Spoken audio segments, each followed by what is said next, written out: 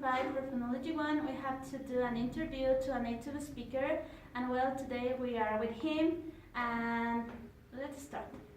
Hello! Hi, Well, first, tell me, what's your name? I'm James. Okay, and where are you from? I'm from the United Kingdom, from a city called Birmingham in England. That's interesting. And tell me, how long have you been here in Ecuador? So in total, around 2 years, but I've gone to England, gone back to England and gone to other countries in between. So I've been and gone a few times, but yeah, 2 years in total, more or less. Okay, let's continue the interview. Okay, tell me, what do you do for living here in Ecuador? I work here at the Technical University. I teach English. Do you like teaching English? Yeah, I enjoy it because I get to have contact with a wide range of people, different ages and everything, which other jobs really wouldn't provide you.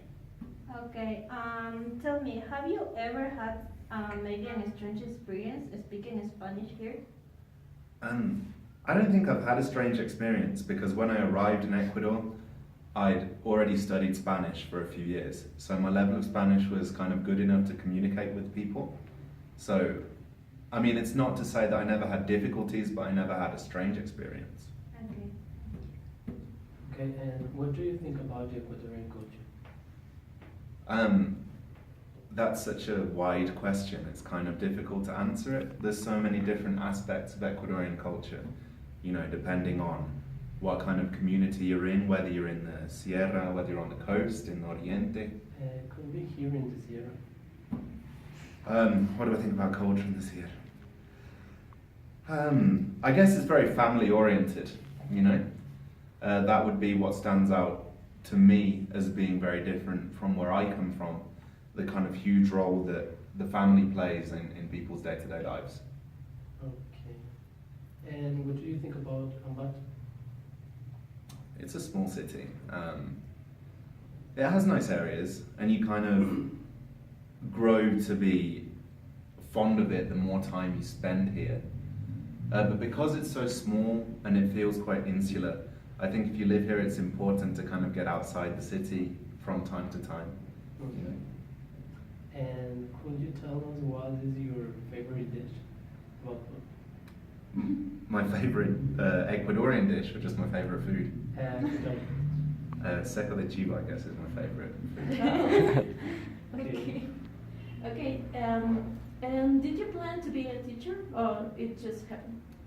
Well, I mean, it can't really just happen. There has to be some sort of planning at some point. Yeah. But I studied languages, and it's something that I kind of have quite a good knowledge of English from having studied other languages. I definitely, after I graduated, wanted to go to work in another country. And so for me, teaching was kind of the best way to do that. So I did plan to be a teacher. And I also think it's advantageous to work in a university setting because it provides you with so many other different opportunities and other, people you can meet. So yes, I did plan to be a teacher and I do enjoy it, but I wouldn't say what I want to spend my entire life doing from now on is teaching English, I'd like to take this experience and branch out to other things. Yeah, of course. Well, everybody says that English is the most important language in the whole world. What do you think about that?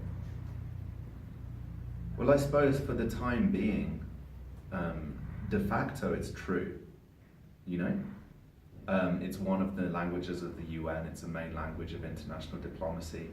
It right now is one of the 3 languages of the European Union, so knowledge of English kind of enables you to navigate those kind of big supranational bodies pretty easily. In terms of business, it's very important. Business is increasingly looking east though, so other languages like Chinese, maybe Russian, might become equally as important. So we have something in common. We're studying languages too. Uh-huh. So as you're a teacher, what would you recommend us as future teachers? As future teachers, Yeah. I think the biggest problem with English students is that they think that just within the classroom setting, they're going to become perfect at English. So when you become teachers, what you really need to encourage your students to do from level 1, day 1, is to find whatever material they're interested in. That could be movies, could be TV, music, anything. Because in English it's so easy because those types of things are everywhere. You know, you just need to turn on the TV, you have stuff in English.